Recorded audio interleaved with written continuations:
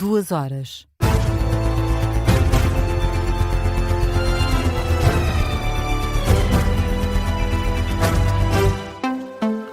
Boa noite, eu sou o Martim Madeira, são 2 da manhã. Vamos atualizar toda a informação. Começamos com uma notícia observadora. A defesa de Ricardo Salgado conformou-se com as penas de prisão efetiva no caso EDP e num caso de abuso de confiança relacionado com o Grupo Espírito Santo. Penas de prisão de 8 anos por 3 crimes de abuso de confiança e de 6 anos e 3 meses por ter corrompido o ex-ministro Manuel Pinho e ter branqueado capitais. São penas que transitaram em julgado, ou seja, são decisões definitivas. Esta é uma notícia que está em destaque no Observador e que é assinada pelo redator principal Luís Rosa, que explica que, apesar do diagnóstico de Alzheimer, o processo não pode ser extinto. Tal como o Observador sempre noticiou e os tribunais superiores portugueses confirmaram, a nossa lei não permite, tal como a defesa de Salgado queria, a extinção do processo.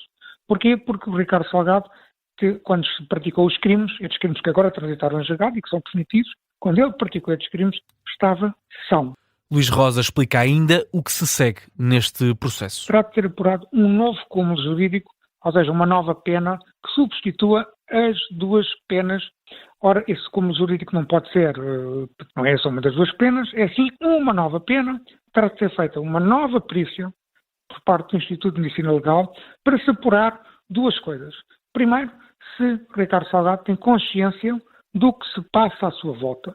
Em segundo lugar, se tem consciência do sentido da pena, ou seja, se tem consciência de que foi condenado a uma pena de prisão efetiva. Se a resposta a estas duas perguntas que eu acabei de escrever forem positivas, então Ricardo Salgado eventualmente terá de ser preso. A análise do redator principal da notícia do Observador, Luís Rosa, pode ler o artigo na íntegra no site do Observador. Já a hora para a cerimónia de posse do novo Presidente da República no próximo dia 9 de março. António José Seguro vai ocupar o cargo de chefe de Estado de forma oficial quando forem 10 da manhã, no dia 9 de março, já na próxima segunda-feira.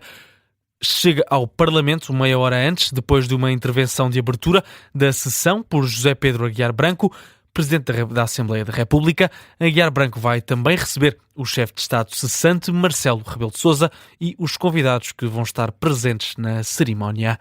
O Governo está a ponderar a atribuição de apoios a fundo perdido às pequenas empresas afetadas pelas tempestades das últimas semanas. É uma reivindicação sublinhada não só pelos empresários como também pela oposição no Parlamento. O Ministro da Economia, Manuel Castro Almeida, admite que a medida está a ser avaliada. Eu posso lhe dizer que o Governo está a equacionar essa possibilidade, sim, de dar apoios a pequenos, muito pequenos empresários, microempresas com um volume de negócios limitado e que têm muita dificuldade em recorrer a crédito e podem vir a beneficiar de pequenos montantes de fundo perdido. É um assunto que estamos a estudar com toda a atenção e com sentido de prioridade para tomar uma decisão rápida e eficaz. O Ministro da Economia e da Coesão Territorial, em declarações em Évora, garante, Castro Almeida, que o Governo está consciente das dificuldades, diz que é isso que o PTRR pretende acautelar, ser um plano ambicioso e consistente para reconstruir e preparar o país para futuras intempéries. José Luís Carneiro afirma que o Partido Socialista é um fator de estabilidade e recusa intrometer-se em tricas políticas de outros partidos. Não quer ser um fator de crise, é a posição assumida pelo secretário-geral socialista. José Luís Carneiro afasta-se de comentários sobre as críticas de Passos Coelho ao governo da AD, que acusou de não ter vontade na ímpeto reformista, mas não deixa de classificar como peculiar a tensão entre um antigo e o atual primeiro-ministro do PSD. É um pouco pitoresco aquilo que se está a passar no quadro da própria AD, com um ex-primeiro-ministro a dizer que de facto a AD não tem vontade nem ímpeto reformista para fazer aquilo do que o país precisa na saúde, nas questões laborais, nas questões que têm a ver com a competitividade da nossa economia, com a criação de emprego, com o pagamento de melhores salários, com a política fiscal. As declarações de José Luís Carneiro em campanha na Guarda. É recandidato à liderança do Partido Socialista. As diretas são a 13 e 14 de março. Marcelo Rebelo de Sousa manifesta condolências ao presidente de Itália depois do acidente com um elétrico em Milão. Pelo menos 2 pessoas morreram na sequência do descarrilamento de um elétrico. Há também registro, a esta hora, pelo menos, de 50 feridos. De acordo com a imprensa italiana, o aparelho ia a alta velocidade, perdeu o controle e colidiu com um edifício. Esta sexta-feira, o acidente ocorreu perto das 4 da tarde, hora local. O motorista afirmou que se sentia mal durante a viagem. O chefe de Estado português reagiu através da página oficial da Presidência da República. Antes, a primeira-ministra italiana, Giorgia Meloni, também deixou uma mensagem de condolência às famílias das vítimas. Passamos ao internacional. O Supremo Tribunal de Israel suspendeu provisoriamente a proibição de 35 organizações não governamentais de trabalharem nos territórios palestinianos da faixa de Gaza e da Cisjordânia. Estava previsto que a medida entrasse em vigor no próximo domingo. Isto acontece depois do Supremo Tribunal ter sido acionado esta semana por um consórcio que representa várias das organizações a solicitar a suspensão da medida enquanto se aguarda uma análise judicial completa. Uma das ONGs em causa é a Médicos Sem Fronteiras, que desde o início do ano não pode introduzir mantimentos nem pessoal, quer em Gaza, quer na Cisjordânia. Os Estados Unidos da América declararam o Irão como um Estado patrocinador de detenções indevidas. O secretário de Estado norte-americano afirma que durante décadas o regime iraniano deteve cruelmente cidadãos norte-americanos e de outras nações para usá-los como moeda de troca política. No X, Marco Rubio afirma que o Irão deve pôr enfim essa prática e libertar imediatamente todos os norte-americanos detidos injustamente. Falamos ainda do caso Jeffrey Epstein. Bill Clinton foi ouvido esta sexta-feira pela comissão que está a investigar o processo. Perante o Congresso norte-americano, o antigo presidente dos Estados Unidos garante que não viu nem fez nada de mal. Acrescenta que a relação próxima que teve com Epstein terminou anos antes de os crimes terem sido revelados. Pede justiça e cura para as vítimas. Pela primeira vez, um antigo presidente dos Estados Unidos foi forçado a depor pelo poder legislativo. Passamos ao desporto. No futebol, o Sporting venceu o Estoril por 3-0 e mantém-se na perseguição ao primeiro lugar. O colombiano Luís Suárez bisou e passou assim a ser o melhor marcador do campeonato. Passou Pavlidis, mas está ainda à condição. O Benfica ainda joga este fim de semana. O terceiro gol foi apontado por Daniel Bragança. O treinador leonino destaca a qualidade da equipa adversária.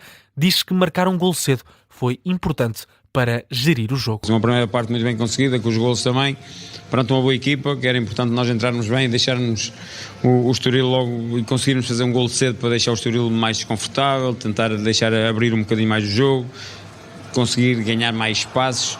Foi importante essa entrada. Uma segunda parte onde falhámos demasiados espaços, principalmente de ligações, quando ganhámos bola, deixámos o Estoril ter um pouco mais de bola do que o que queríamos.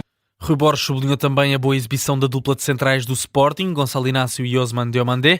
O treinador do Estoril Praia concorda com o Rui Borges, admite que só na segunda parte o Estoril conseguiu mostrar a qualidade. Ian Castro diz que sai de Alvalade zangado. E acho que conseguimos entrar mais vezes no nosso ritmo do jogo. Sem ter certeza para dizer que tivemos grandes oportunidades. Acho que grandes oportunidades talvez não, mas acho que conseguimos situações em que noutros dias fazemos golos, mas não conseguimos e temos que sair daqui zangados. O Sporting soma assim a terceira vitória consecutiva para o campeonato, mas mantém-se à espera de um deslize do Futebol Clube do Porto, que vai isolado no primeiro lugar. E falando do líder do campeonato, o Futebol Clube do Porto venceu esta sexta-feira o Aroca por 3-1 e mantém-se assim isolado no topo da tabela classificativa. O jogo esteve empatado 1-1 até bem perto do final da partida, mas o Porto conseguiu fazer 2 golos já para lá do minuto 90. Francesco Farioli admite que a equipa pecou na eficácia ofensiva, mas destaca a boa reação ao gol sofrido. I think we deserve in the first half to have minimum 2 or 3 goals because Acho que na primeira parte merecíamos ter no mínimo 2 ou 3 golos, porque a produção ofensiva tem sido uma questão muito importante. Infelizmente isso não se traduziu no número de oportunidades que criámos. Depois do gol que sofremos, a reação dos jogadores foi fantástica. Também ajudou o apoio do estádio até o último minuto, especialmente depois do gol, que mudou bastante o volume. Till the last minute, but especially after the goal, really changed the volume. Foi graças a um penalti do William Gomes que o Futebol Clube do Porto passou para a frente do marcador, já bem perto do apito final. Sobre o lance decisivo, Vasco Seabra, treinador do Aroca, tem receio de dizer o que pensa. Mais do que eu, acho que vocês vão poder dizer. Eu, se disser, vou ser castigado, por isso espero que tenha sido mais um exemplo dos... Agora acho que são 9 penaltis que nós temos contra. 0 a favor. Já tivemos tantos toquezinhos a nosso favor que não são marcados.